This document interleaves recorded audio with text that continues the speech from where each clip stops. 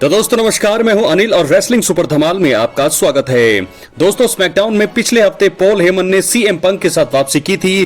Paul Heyman ने return के बाद सीएम पंक को सर्वाइवर सीरीज में रोमन रेंस की मेंस वॉर गेम्स टीम का हिस्सा बनाया था। रोमन रेंस इससे खुश नहीं थे और उन्हें इस हफ्ते स्मैकडाउन में सीएम पंक के साथ बातचीत करके मनमुटाव खत्म करने का मौका मिला। इस सेगमेंट के दौरान असली ट्राइबल चीफ और best in the world CM Punk के बीच टेंशन साफ देखने को मिली। वहीं इस सेगमेंट के अंत में सीएम पंक द्वारा असली ब्लड लाइन की मदद करने के पीछे का कारण भी अब सामने आ गया है। तो दोस्तों आपको बता दें कि रोमन रेंस पॉल हेमन बातचीत के लिए बैक स्टेज पहले से ही मौजूद थे और सीएम पंक को आने में देरी हुई थी। सीएम पंक ने कहा है कि वो पॉल हेमन की वजह से आए हैं। वहीं रेंस ने सीएम पंक के प्रति नाराजगी जाहिर करते हुए कहा कि उन्हें उनकी जरूरत नहीं है। असली ट्राइबल चीफ रोमन रेंस ने सीएम पंक को यह भी साफ कर दिया है कि उन्हें वो और उनका एटीट्यूड पसंद नहीं है। बात बिगड़ते देखकर पॉल हेमन ने रोमन रेंस को याद दिलाया कि कैसे सोलो सिकोआ रेसलमेनिया 40 के बाद से ही उन पर भारी पड़ते हुए आए हैं और समझाया कि उन्हें मदद की सचमुच जरूरत है। पॉल हेमन ने यह भी कहा कि नए ब्लड लाइन के अगले शिकार सीएम पंक हो सकते हैं, इसलिए उन्हें एक होकर लड़ना होगा।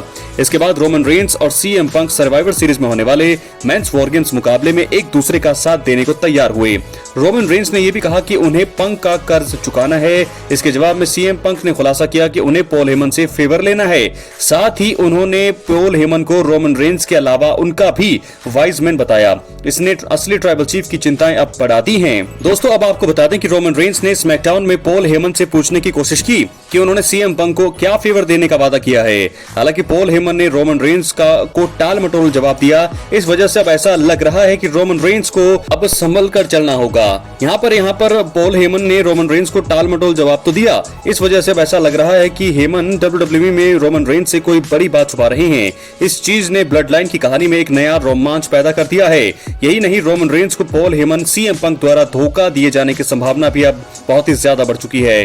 तो दोस्तों देखना होगा कि वो कौन सा फेवर की बात कह के गए सीएम पंक पॉल हेमन को।